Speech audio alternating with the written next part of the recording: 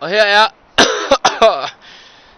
her er Independence Pass, som snor os op over det sidste stykke af vejen ned til Aspen i Colorado.